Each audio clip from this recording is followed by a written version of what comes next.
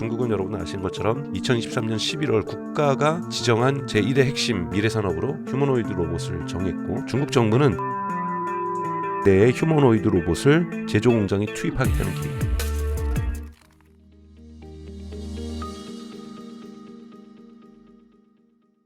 괜찮으세요 컨디션? YG 부스 하나 드십시오. 눈과 두뇌, 혈액순환, 또 활력까지 한 번에. 이거 맛있습니다. 근데 또 저희가 이 YG 부스터만 홍보하면 안 되고, 우리 강정수 박사님 책이 얼마 전에 나왔는데 AI 에이전트 시대, 네, 경제의 주인이 바뀐다. 네. 진짜 대단하시면 책도 진짜 열심히 쓰시고 막 무슨 말씀? 바쁘신 스케줄 중에서 네. 저희가 그 댓글 좋은 댓글 써주시는 분 3분 저희가 선정을 해서 강정수 박사님의 최근 책 AI 에이전트 시대 경제의 주인이 바뀐다 이 책 보내드릴게요. 댓글 많이 남겨주십시오. 감사합니다. 이제는 AI 에이전트 없이는 못 사는 시대가 저는 될 거라고 봅니다. 네, 저도 그렇게 네. 보고 있습니다. 네. AI 에이전트 이야기는 뒷부분에 조금 해보고, 네. 최근에 그 휴머노이드 로봇 네. 볼 때마다 깜짝 놀라게 됩니다. 네. 없던 손이 생기고 네. 손가락이 생기고 마디가 생기고, 지난번에도 저희 오셨을 때 네. 마디에 대해서 막 이야기해 주셨잖아요. 자유도. 네. 자유도. 네. 요즘엔 좀 어떻게 보고 계세요? 그러니까 우선은 여러분들 아시는 것처럼 작년 12월에 우선 구글이 네. 휴머노이드 사업에 뛰어들겠다라고 선언을 했고, 네. 그러면서 피지컬 AI 또는 월드 모델, 좀 이따 그 뜻은 설명을 드리겠습니다, 했고, 원래 이 엔비디아가 1월 CES에서 코스모스라는 솔루션을 발표를 했죠. 예. 근데 사실 그거는 2024년 3월에 이미 발표한 피지컬 AI를 하겠다 해놓고, 그것의 구체적인 결과물을 예. 2025년 1월에 발표를 했고요. 음. 그 다음에 2025년 2월에 메타가 인스타그램 하는 메타가 우리도 휴머노이드 사업에 뛰어들겠다라고 선언을 했죠. 네. 그러면서 지금 또 하나 있었던 것은 우리 여러분 아시는 피규어라는 피규어 AI. 예, 피규어 AI가 원래 오픈 AI랑 같이 협업을 했었는데 그렇죠. 결별하고 예. 우리는 독립적으로 하겠다 하면서 최근에 새로운 모습들을 그렇죠. 로봇들이 서로 상의하면서 냉장고를 정리하는, 두 명의 명은 아닌데 두 마리도 아니고 두 개의 휴머노이드 로봇이 서로 이제 협동하면서 네. 냉장고에 물건 넣고 막 네네, 주고받고. 그런 것을 이제 오픈 AI 없이 자체 AI 모델로 해서 선을 보였고요. 네. 또 뭐 앱트로닉이라든지 뭐 하여튼 사실은 계속해서 지금 있고, 독일에서도 있고, 뭐 덴마크에도 있고, 스웨덴에 있고, 유럽에서도 계속해서 지금 추진하고 있고요. 한국도 여러분 아시는 것처럼 좀 로봇 관련주들이 되게 관심 받고 있죠. 근데 물론 네. 한국은 좀 구별해야 될 것은 협동 로봇과 협동 로봇이 중심이고, 네. 사실은 휴머노이드 로봇은 이제 현대 보스턴 다이나믹스가 있고, 레인보우 로보틱스 같은 경우에는 협동 로봇이 95% 중심이고, 그리고 이거는 대단히 매출이 일어나고 있는 부분이고요. 네. 의미 있게 성장하고 있고, 그리고 이제 R&D 차원에서 레인보우 로보틱스도 휴머노이드 로봇 사업에 그렇죠. 뛰어든 상황에 있는 거죠. 예. 이런 부분이 있고, 또 여러분 아시는 또 테슬라가 존재하고 있는 거고요. 옵티머스가 있는 거고요. 그리고 또 이제 중국의 엄청난 이 휴머노이드 기업들이 유니티를 시작으로 해가지고 있고, 중국은 여러분 아시는 것처럼 2023년 11월 국가가 지정한 제1의 핵심 산업, 앞으로 미래 산업으로 휴머노이드 로봇을 정했고, 네. 여기에 AI 기술과 여기에 반도체 기술과 여기에 배터리 기술을 결합시킨다. 이렇게 해서 약 2천여 개의 휴머노이드 로봇 스타트업들을 후원하고, 중국에만 2천여 개. 네, 회사가. 그다음에 똑같이 그러니까 전기 자동차를 키웠던 방식하고 똑같습니다. 2천여 개에서 지금 전기 자동차가 100여 개 남아 있거든요. 예. 중국 정부의 목표는 15개 정도로 전기 자동차 업체를 축소하는 거예요. 상위 15개까지만. 네, 그렇죠. 근데 나머지는 죽든지 말든지. 죽더라도 그냥 죽지 않습니다. 여기서 만약에 브레이크 기술을 잘 만들었으면은 넘기고 죽는 거죠. 그러면서 기술을 모아가는 거거든요, 일종의. 마찬가지로 인해 전수처럼 휴머노이드 로봇의 스타트업들도 2천여 개로 시작하지만, 예. 이 2천여 개가 다 죽으면 끝나는 것이 아니라, 무용지물이 아니라 여기서 만들었던 기술을 다른 기업에 이전하면서 인수되고 합병되는 형식으로 되면서 기술이 모아지면서 중국 정부는 7개의 글로벌 리딩 휴머노이드 컴퍼니를 만들겠다라는 목표를 세우고 있고요. 근데 중국 정부는 좀 심하게 야심찹니다. 2027년을 목표로 세우고 있는데 저는 그건 불가능하다고 보고 있는데, 그래도 2030년이나 35년이 될 수 있는데요. 중국 정부는 3,500만 대의 휴머노이드 로봇을 제조 공장에 투입하겠다는 계획이에요. 3,500만. 만 대. 와. 어마어마한 겁니다, 여러분. 예. 그러니까 350대도 아니고요. 3,500대도 아니고 35,000대도 아니고 35만 대 아니고 3,500만 대를 제조 공장에 투입하겠다. 이것이 중국 정부에 가지고 있는 대단히 야심찬 계획이라고 볼 수가 있는 거고요. 사실 그 정도가 돼야 규모의 경제가 나올 수가 있습니다, 여러분. 그러니까 일론 머스크도 얘기했지만 그 전에는 휴머노이드 로봇에서 옵티머스가 계속 생산하지만 결국은 대량 생산이 핵심이다라고 얘기를 하고 있죠. 그렇죠. 그래서 100만 대를 생산 못하면 경제적으로 의미가 없다라고 얘기를 해요. 그 전에는 R&D 차원에서 이제 테슬라 같은 경우에도 1000대로 늘려가고 그 다음에 10,000대로 늘려가고 10만 대로 늘려가겠지만 네. 목표는 미니멈 연간 100만 대 생산이다. 그래야 이 단가가 맞다. 어디에 맞다? 제조 공장에서 이 로봇을 살 이유가 있는 거고, 예를 들면은 이런 표현 써서 죄송합니다만, 뭐 제 여동생도 화성에 공장이 있는데 대부분 죄송하지만 외국인 노동자들 일을 하시거든요. 거기에 휴머노이드를 대체하라는데 그분들보다 비싸면 절대 안 하죠. 그렇죠. 예? 그러면은 결국은 대량 생산까지 어떻게 갈 것인가가 대단히 중요하죠. 근데 거기까지 넘어가야 될 산들이 너무나도 많기 때문에 지금 전 세계가 다 뛰어들고 있다고 볼 수 있습니다. 유럽도 여러분 한국에는 많이 보도가 안 되지만 덴마크 같은 데는 휴머노이드 로봇 단지가 있어요. 코펜하겐에서 한 1시간 정도 떨어진 곳에 산업단지처럼 휴머노이드 단지입니다. 휴머노이드만 하는 기업들이 거기 다 있는 거예요? 네, 로봇 팔부터 물론 있긴 합니다만 협동 로봇도 있긴 합니다만 네. 협동 로봇과 로보틱스와 AI가 결합된, 그러니까 우리가 협동 로봇을 전통적으로 보는 거나 지금 있는 로봇 팔이라든지 이런 것들은 AI 로봇이라고 볼 수가 없고요. 그렇죠. 산업 로봇과 그 중간? 네, 룰 베이스라고 얘기를 하죠. 즉 인간이 룰을 다 정해준 거죠. 예를 들면 레인보우 로보틱스도 많은 경우에는 룰 베이스죠. A라는 동작을 한다면 B라는 동작을 하고 B라는 동작을 한다면 C라는 동작을 한다. 그래서 커피를 만들거나 피자를 만들거나 배달하는 것들. 거기까지는 되죠. 그렇죠. 네이버도 하고 있죠. 이런 거 잘하고 예. 있죠. 사내에서도 운영을 하고 있으니까 네. 이런 것들은 이런 로봇들은 대부분 룰 베이스인 거고 우리가 요즘 휴머노이드 로봇 하는 것은 AI 로봇인 거죠. 자율성인 거죠. 네.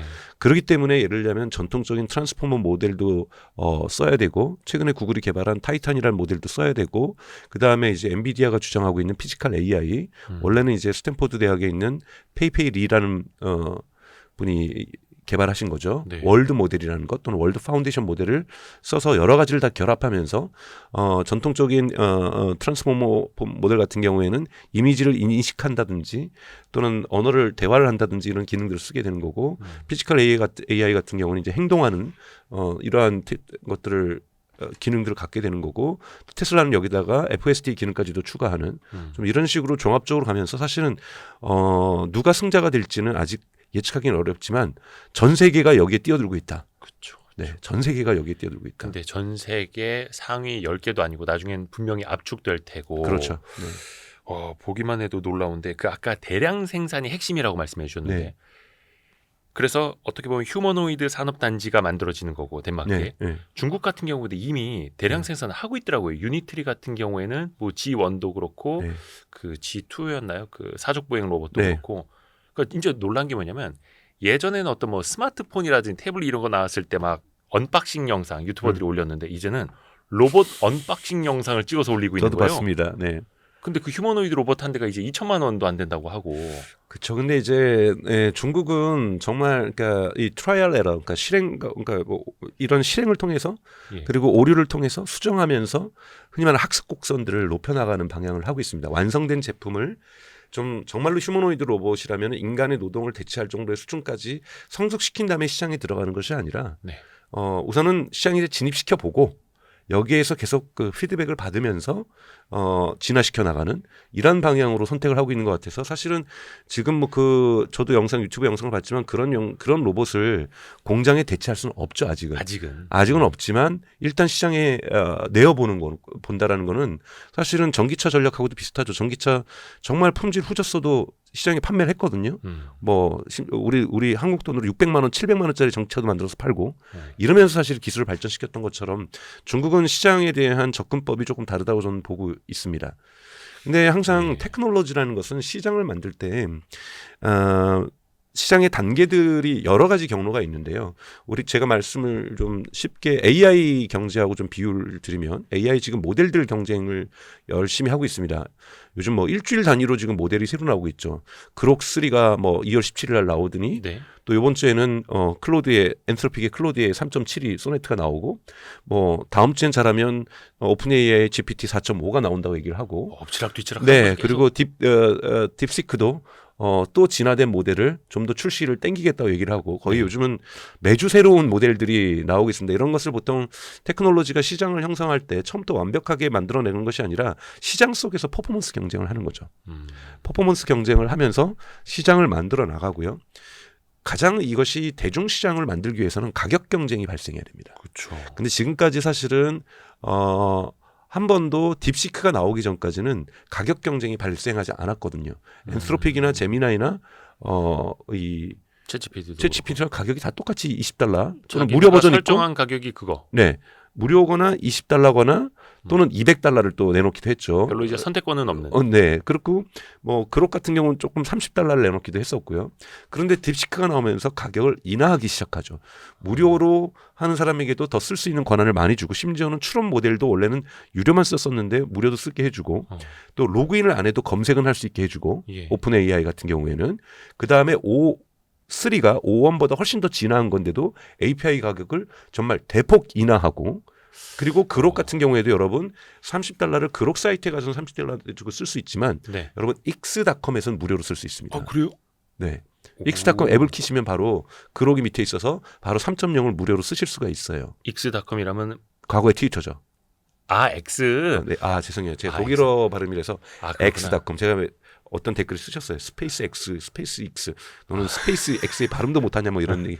죄송합니다. 제가 독일어서. x.com. 네. 오, 거기서는 무료로 쓸 수 네, 있다고. 그록 바로 지금 여러분들 앱을 켜보시면 그래서 제가 x.com을 홍보하는 건 아닙니다. 네네네. 그록 3를 여러분 바로 써보실 수가 있습니다. 오. 그러니까 이런 식으로 가격들을 인하하는 프라이스 컴페티션이 가격 경쟁이 같이 발생하고 있죠. 이러면 시장은 대중화가 되기 시작합니다. 왜냐하면 진입 장벽이 낮아지는 거죠. 아하. 그리고 또 하나 두 가지가 여기서 더 일어납니다. 하나는 첫 번째는 스타트업들이 저희도 사실은 블루닷 AI라고 스타트업을 하고 있는데 과거에는 비용이 많이 들었었는데 비용이 적게 들잖아요. 네. 그럼 더욱더 공격적으로 시장에 서비스를 진출할 수가 있습니다. 예. 그러니까 저희가 고객이 어느 정도 모일 때까지는 무료로 뭔가를 제공하면서 견뎌낼 수가 있는 거죠. 원래의 원천 기술인 AI 모델이 저렴해졌으니까요. 이 부분이 있고요. 두 번째는 오픈 AI가 벌써 한 주에 사용하고 있는 사람들이 4억 명에 다다르고 있거든요. 네. 엄청나게 많이 다다르고 있죠. 저는 오픈 AI가 곧 그런 전략을 쓸 거라 그러는데요. 저는 $20도 폐지할 수도 있다고 봐요. 오픈 AI가요? 네. 그리고 이거를 전면 무료화시키고 뭐 일부 기업용이라든지 프로는 남겨둘 수 있죠. 그리고 광고를 도입할 수 있겠죠. 광고 모델. 네, 광고 모델이 이제 과거에는 어텐션 이코노미였다가 요즘은 인텐션 이코노미라고 얘기를 해요. 네. 어텐션은 그냥 많이 보게 하는 것. 예. 흔히 말하는 제목의 낚시질. 음. 근데 인텐션은 AI가 요즘 뭐 개인정보 이슈가 있는 이유가 뭐냐면 가능하면은 강정수의 맥락 정보를 알려고 합니다. 강정수가 어떤 질문을 하면은 도대체 어떤 맥락에서 했는지를 알고자 하거든요. 네. 훨씬 더 이 사람이 어떤 행동의 배경 속에서 어떤 행동을 하고 싶어서 다음 행동은 무엇을 하고 싶어서 요즘 공부하는 건 뭐길래 이런 질문을 하는지를 계속 이어낼 수가 있으면 훨씬 더 답변을 풍부하게 해줄 수가 있습니다. 그건 거꾸로 광고도 훨씬 더 효과적이에요. 아하. 그래서 이것을 인텐션 이코노미에 맞는 광고 상품을 요즘 업체들이 개발하고 있습니다. 구글도 개발하고 있고 메타도 개발하고 있고 오픈 AI도 안 할 일은 없다는 거죠. 훨씬 광고 단가도 효과가 좋기 때문에 높게 나올 수가 있기 때문에 만약에 여러분 한번 생각을 해보세요. 투자를 많이 받은 오픈 AI가 우리 다 무료로 가겠다. 그러면 딴 데는 이제 죽죠. 어마어마하게 몰릴 거예요. 그러니까 누가 견뎌낼 수 있느냐. 누가 더 투자금을 많이 모아서 견뎌내지 못한다라면 다른 서비스들은 죽어버릴 수도 있습니다.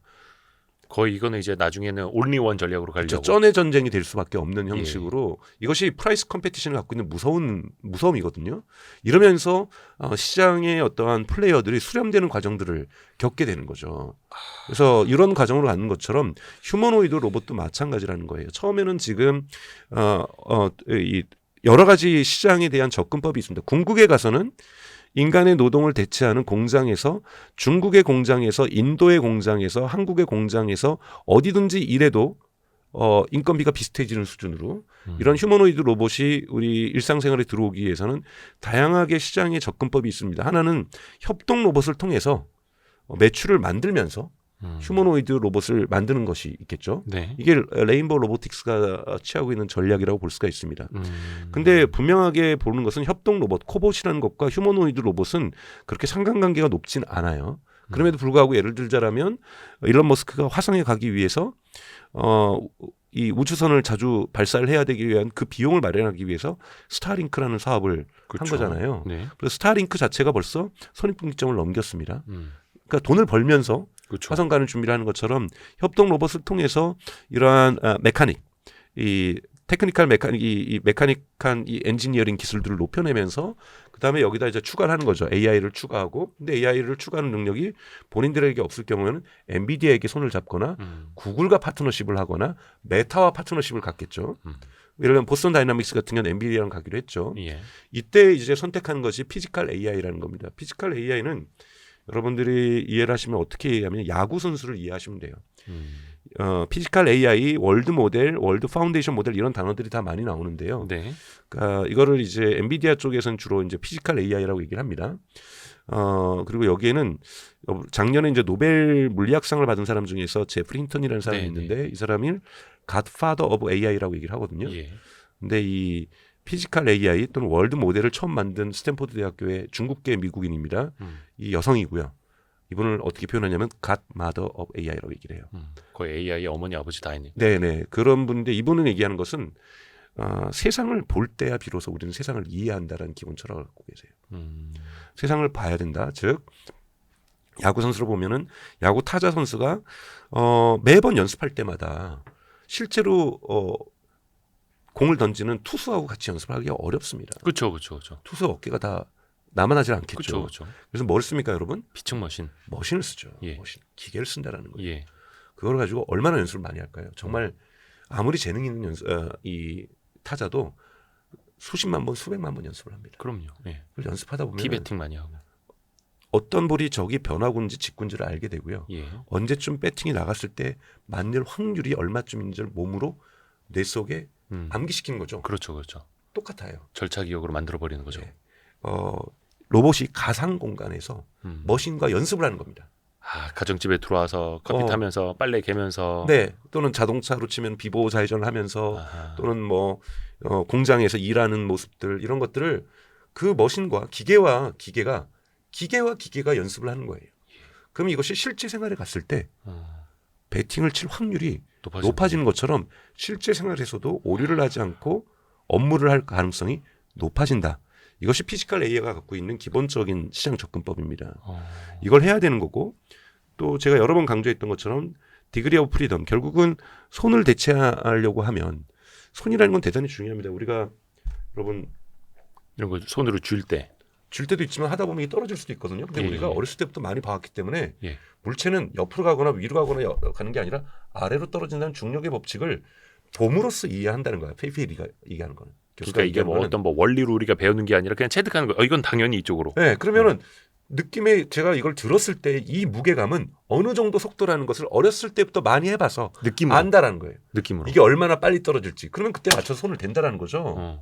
근데 가벼운 거는 조금 느리게 떨어지니까 손이 늦게 가도 되는 거고 이거보다 더 무거운 거는 손대면 안 되는 거죠. 다치는 거죠. 아. 이런 것들을 페이페리 교수는 우리가 봄으로써 세계를 이해해 왔다. 마찬가지로 이러한 감각적인 작용들과 이걸 속에서 우리가 이 사물을 다룰 수 있게 된다는 거예요. 그러면 로봇이 이것을 시뮬레이션 속에서 했다라고 하면 실제 생활에서 이거를 할 가능성이 높아진다는 거죠. 네. 그런데 손가락을 움직일 수 없으면 또 못 잡는 거잖아요. 그렇죠. 그러면 이제 손가락이 인간의 손가락하고 비슷해야 된다는 거죠. 그러니까 해야 될 것들이 너무 많습니다. 그리고 제가 지난번에도 말씀드렸던 것처럼 배터리 문제도 되게 심각해요. 예. 배터리가 빨리 빨리 닳아버려서 다르니까. 왜냐하면 자동차에는 배터리가 큰 게 들어가니까 뭐 주행 뭐 400km 가고 500km 가고 점점 좋아지지만 예. 로봇이 2시간 만에 그렇죠. 뭐 배터리가 충전 계속 해야 없어진다든지 이러면 문제가 되는 거거든요. 그래서 대단히 배터리 사업도 커져야 되고 또 뭡니까? 칩도 좋아야 돼요. 이거를 토르라고 합니다. THOR이라고 해서 네. 토르 칩이라고 얘기하는데 예. 이번에 엔비디아도 1월 달에 CES에서 토르 칩도 선보였죠. 그래서 이 로봇마다 다 칩이 들어가는 거예요. 그러니까 지금 엔비디아는 코스모스를 무료로 줬어요. 우리랑 파트너하는 기업에게는 무료로 AI를 우리가 공급해 주겠다. 근데 이것을 이걸 받아가지고 무언가 서버에 저장하면서 자기 로봇하고 연결해야 될 거 아니에요. 네. 여기에는 우리 클라우드를 써라. 돈 내라. 돈 내서 쓰고 그리고 또 로봇에 칩이 들어가야 되는데 이 칩도 사용해서 써라. 라고 얘기를 하고 있는 거죠. 이걸 자율주행 자동차건 로봇이건 이 칩 시장이 엄청나게 커지는 거고 이런 건 주로 추론 전문 칩이겠죠. 이런 걸 계속해서 엔비디아도 개발하고 있는 거고요. 그래서 요렇게 지금 하나의 AI와 칩의 부분들 또 메카닉 쪽에서는 여러분 이제 많이 나오는 것들은 제가 강조했지만 액추에이터 그 일종의 전기 모터죠. 그렇죠. 근데 대단히 작죠. 손가락 움직이서는 모터가 대단히 작아야 되는 거죠. 예. 이러한 모터 기술들도 대단히 진화해야 된다라고 볼 수가 있고요. 그래서 또 이제 계속해서 AI 모델들이 이제 추가가 됩니다. 지금 트랜스포머라는 우리가 전통적으로는 모델 때문에 생성 AI가 됐는데 이런 모델도 이 로봇에 적용될 수 있고 뭐 확산 모델이라고 해서 디퓨전 모델도 로봇에 적용될 수가 있고 그리고 자율주행과 같은 이런 모델들도 적용될 수 있고 그래서 다양한 AI들이 종합적으로 들어간다고 볼 수가 있고 피지컬 AI도 여기서 추가가 되는 거고요. 네. 그래서 이렇게 되면서 AI와 메카닉과 배터리가 결합되면서 만들어지는데 이 과정을 어떻게 할 것인가. 즉, 이 중국처럼 이러한 트라이얼 에러를 하면서 $2,000짜리를 만들면서 한번 시장을 해볼 수가 있는 거고, 레인보우처럼